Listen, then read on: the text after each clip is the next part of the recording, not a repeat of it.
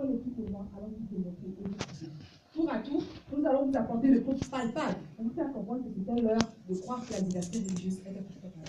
Pour ma part, chers adversaires, souffrez que je vous dise que les traditions de toutes les religions mondiales prônent une cohabitation pacifique. Et les dialogues interreligieux sont et restent un facteur essentiel pour la paix.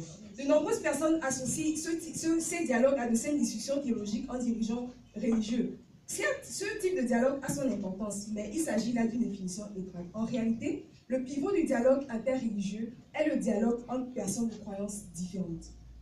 Dans le contexte de conflits politiques violents, par exemple, vous conviendrez avec moi que le dialogue ne peut guère se limiter à de saines discussions théologiques. Non, les participants parlent de politique, de préjugés et de préoccupations. Nous avons des organisations comme Religion for Peace International, International Center for Religion and Diplomacy et la communauté Saint-Egidio, qui sont des acteurs de paix spécialisés justement dans ces dialogues interreligieux.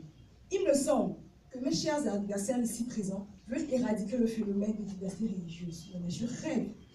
Quelle atteinte à la liberté humaine? Vous méritez d'être poursuivi. Je suis bien fait. Que faites-vous de l'article 10 de la Charte des droits fondamentaux de l'Union européenne qui déclare que toute personne a droit à la liberté de pensée, de conscience et de religion? Et tenez-vous bien, ce droit implique la liberté de changer de religion ou de conviction. Merci. Ainsi que la liberté de manifester sa religion en public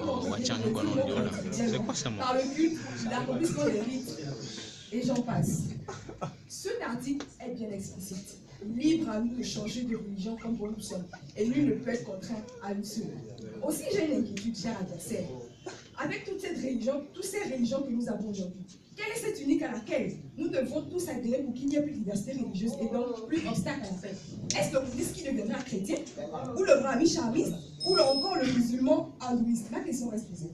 Je vais terminer mes propos avec ces quelques paroles du prophète de l'islam, paix et salut sur lui, qui dit: La yakmul lilma et iman hatta yuhibbu li ari ma yuhibbu. Nul d'entre vous ne sera véritablement croyant tant qu'il ne désire pour son frère ce qu'il désire pour lui-même. Waouh! Ne voulez-vous pas le meilleur pour vous? Alors désirez-le aussi pour votre frère. Quoi de plus beau que ces paroles qui invitent à l'amour, à la paix, et non à la haine et à la guerre? Et vous osez me parler d'obstacles à la paix? Bouddhiste, christianisme, islam, brahmanisme, jansénisme et que sais-je encore est égal à diversité religieuse. Et diversité religieuse est égale à la paix. Alors, chère jeunesse citoyenne que vous êtes, éprise de paix et de liberté pour le développement durable, dites oui à la diversité religieuse, dites oui à la paix.